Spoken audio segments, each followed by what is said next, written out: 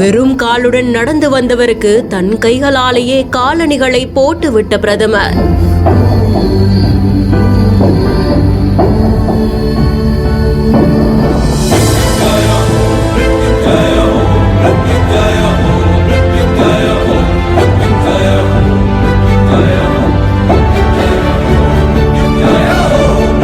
ஒரு நிமிடத்தில் முடிவுக்கு வந்த 14 ஆண்டு கால தவம்.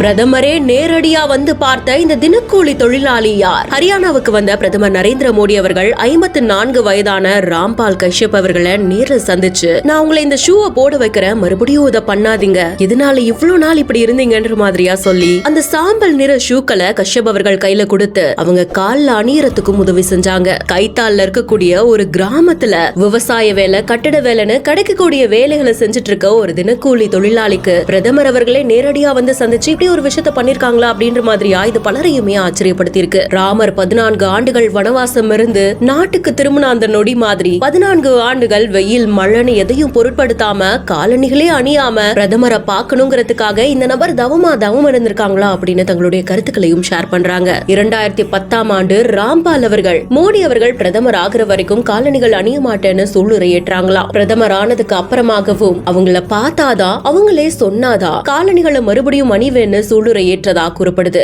அதுதான் இப்போ நடந்திருக்கு. இந்த செய்தி குறித்து உங்களுடைய கருத்துக்களை கமெண்ட் செக்ஷன்ல சொல்லுங்க. மேலும் செய்திகளுக்கு பிஹைண்ட் ஃபாலோ பண்ணிக்கோங்க.